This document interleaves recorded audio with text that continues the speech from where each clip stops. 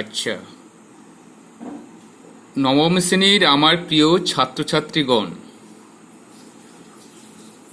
গত ক্লাসে আমি ত্রিভুজ ও চতুর্ভুজের পরিসীমা ও ক্ষেত্রফল সংক্রান্ত বড় অঙ্কগুলো করিয়েছিলাম। আজকের আমি ছোট ছোট অঙ্কগুলো করাবো। এটা হচ্ছে পরিমিতি চ্যাপ্টার। ত্রিভুজ ও চতুর্ভুজের পরিসীমা ও ক্ষেত্রফল সংক্রান্ত অঙ্কগুলো আছে। কোষে দেখি 15.1। আচ্ছা, আজকের আমি তোদের এমসিকিউগুলো করাবো। দেখ, এখানে চলে আসছি এমসিকিউগুলোর প্রথমে বইতে চলে আসছি। দেখ,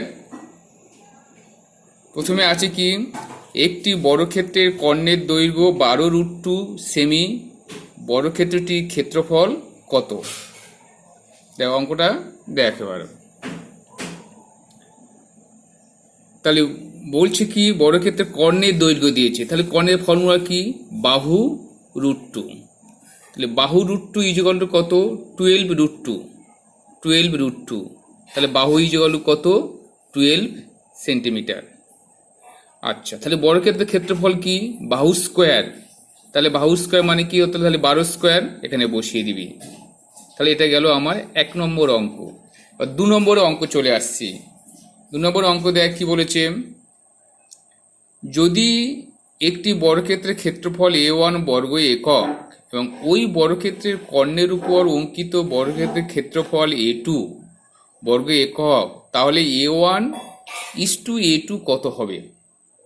তাহলে এখানে কি বলছে যে বর্গক্ষেত্রের একটা ক্ষেত্রফল বের করতে হবে, আর বর্গক্ষেত্রের যে কর্ণের উপর কর্ণ আছে সে কর্ণের উপর একটা বর্গক্ষেত্র আঁকতে হবে, তার ক্ষেত্রফল বের করতে হবে এবং দুটোর অনুপাত বের করতে হবে। দেখা যাক কি হচ্ছে। তাহলে মনে করি বর্গক্ষেত্রের বাহুর দৈর্ঘ্য হচ্ছে x একক আর কর্ণের দৈর্ঘ্য কত হবে? তাহলে x√2 ফর্মুলার অনুযায়ী। তাহলে যদি তাহলে ধরি তাহলে A1 হচ্ছে এটা কি, বর্গক্ষেত্রের A1 একটা ওখানে বইতে দিয়ে দিয়েছে, বর্গক্ষেত্রের বাহুর উপর যে ক্ষেত্রফল A1, তাহলে A1 যদি x² বর্গ একক। A2 ওটা কি? A2 হচ্ছে A2 ক্ষেত্রফলটা কি?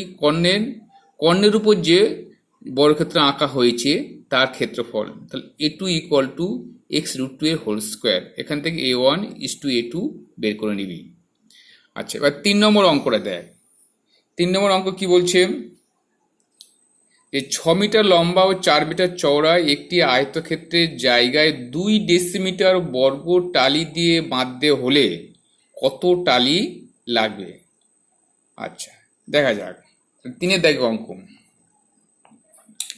একটি টালির পরিমাপ কত বলেছে?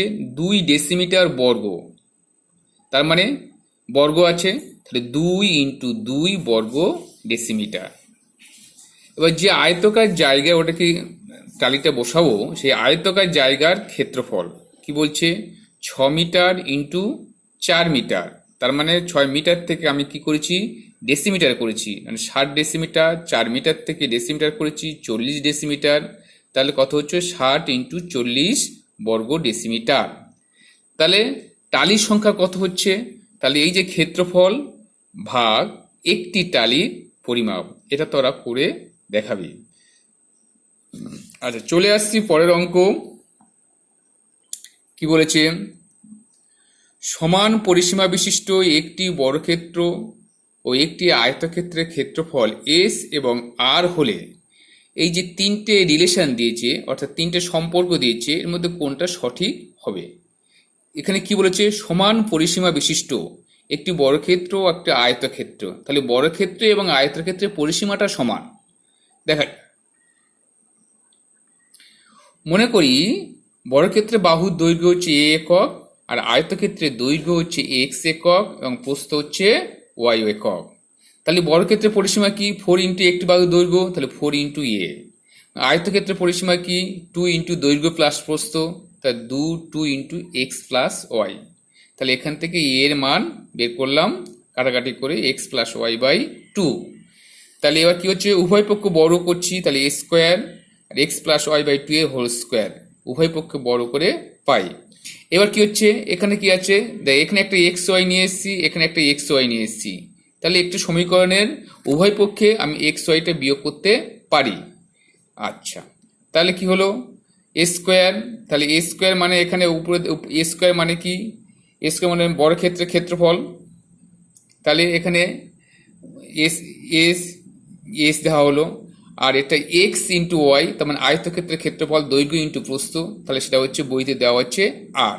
এটা গ্রেটার দেন জিরো, জিরোটা কেন হলো দেখ, এবার এইটাকে আমি সমাধান করলাম, করে কি দেখা যাচ্ছে যে x minus y by two এর হোল স্কোয়ার, এইটা সবসময় গ্রেটার দেন জিরো, মানে জিরোর চেয়ে বড়। তুই এখন যা বসে না কেন, কারণ দৈর্ঘ্য মান হচ্ছে বড়, প্রস্থ মান ছোট, সেই দুটো বিয়োগ করলে আমার সবসময় সেটা হচ্ছে কি হচ্ছে জিরোর চেয়ে বড় হবে।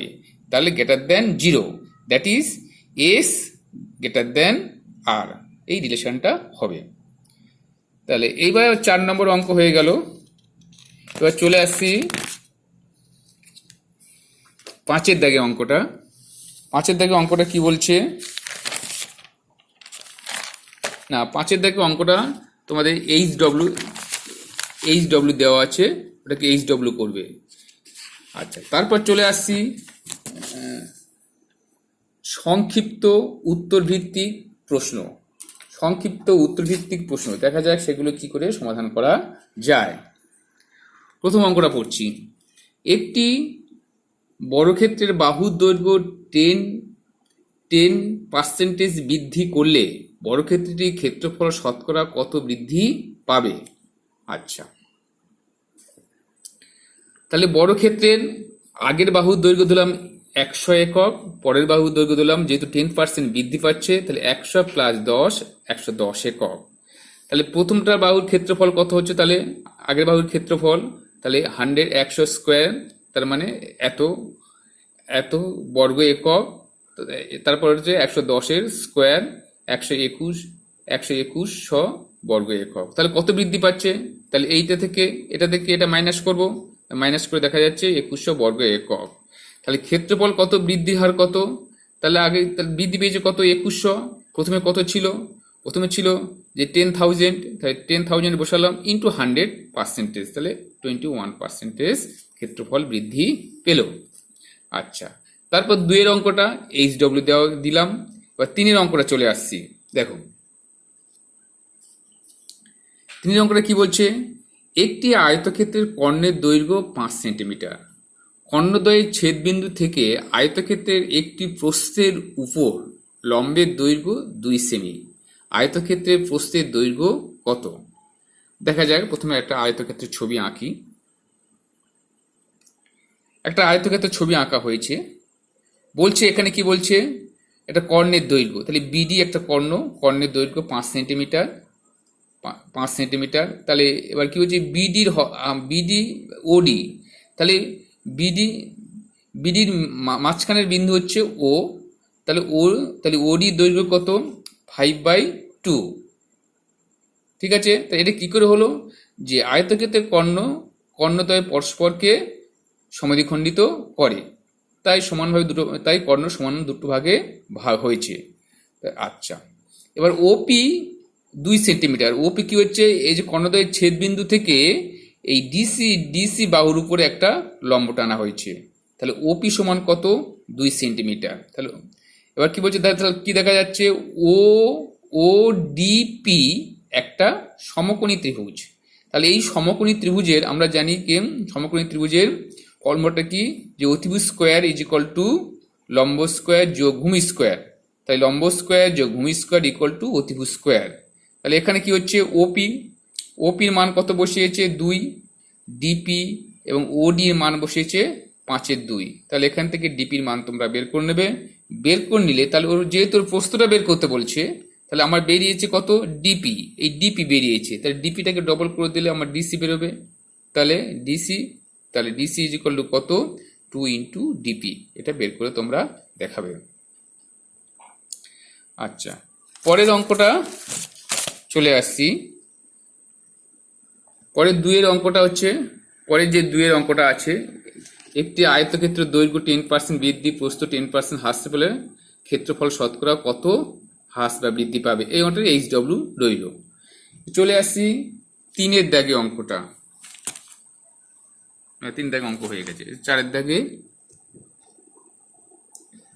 দাগে অঙ্কটা দেখো। একটি বর্গক্ষেত্রের কর্ণদ্বয়ের ছেদবিন্দু থেকে তার যে কোনো বাহুর উপর অঙ্কিত লম্বের দৈর্ঘ্য 2√2 সেমি হলে বর্গক্ষেত্রটির প্রতিটি কর্ণের দৈর্ঘ্য কত? যাক, ছবি আঁকা যাক। আচ্ছা, এটা বর্গক্ষেত্র। কি বলেছে যে বর্গক্ষেত্রের এখানে কি বলছে যে কর্ণদ্বয়ের ছেদবিন্দু থেকে যে বাহুটার উপরে লম্ব টানা হয়েছে, বাহুর উপরে যে লম্ব টানা হয়েছে, সে লম্বের দৈর্ঘ্য হচ্ছে OA। তাহলে OA is equal two 2√2 centimetre. আচ্ছা, তাহলে এসপিটা কি দেখা যাচ্ছে যে এইটা হচ্ছে মাঝখানের বিন্দু। তাহলে মাঝখানের বিন্দু হলে তাহলে কি এটা হচ্ছে এর বর্গক্ষেত্রে বাহুটার অর্ধেক হবে OA। তাহলে এসপি ইজ ইকুয়াল টু কি 2 ইন্টু OA। তাহলে 2 ইন্টু 2√2, তাহলে 4√2 সেন্টিমিটার। তাহলে বাহু কত হচ্ছে 4√2 সেমি। আচ্ছা, তাহলে কর্ণের দৈর্ঘ্য কি বাহু √2। তাহলে এটা বসিয়ে নেবে, ফর্মুলা অনুযায়ী বসিয়ে নিয়ে অঙ্কটা করে নেবে। আচ্ছা, এবার 5এরটা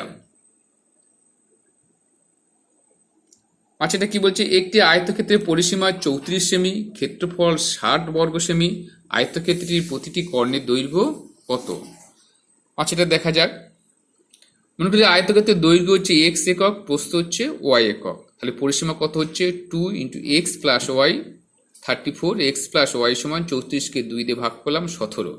আচ্ছা, এটা গেল পরিসীমা। এবার ক্ষেত্রফল কত বলছে? দৈর্ঘ্য ইন্টু প্রস্থ, তাহলে x ইন্টু ওয়াই বর্গ একক, এক্স ওয়াই সমান কত হচ্ছে 60 বলে দেওয়া আছে। আচ্ছা, এবার এখানে কি হচ্ছে x plus y is equal to 17 আছে। তাহলে উভয় পক্ষ বড় করে পাই, বর্গ করলাম। তাহলে এটাকে a plus b whole square formula ফেললাম, আর 17 স্কোয়ার সমান 289। তাহলে x square plus y square 2, আর এক্স ওয়াই এর মান কত 60, এখানে দেওয়া আছে এক্স ওয়াই এর মান 60, তাহলে 60 বসালাম, 289। তাহলে x square plus y square হবে। তাহলে এটাই হচ্ছে আয়তক্ষেত্রের কর্ণের দৈর্ঘ্য। ঠিক আছে, তাহলে আজকের এই পর্যন্ত থাক। তোমরা এই অঙ্কগুলো আমাকে করে দেখাবে। এই অঙ্কগুলো হয়ে গেলে আমি তারপর 15.2 বসে দেখো 15.2-তে চলে যাব। ঠিক আছে, তাহলে সবাইকে ধন্যবাদ জানিয়ে এখানে শেষ করছি।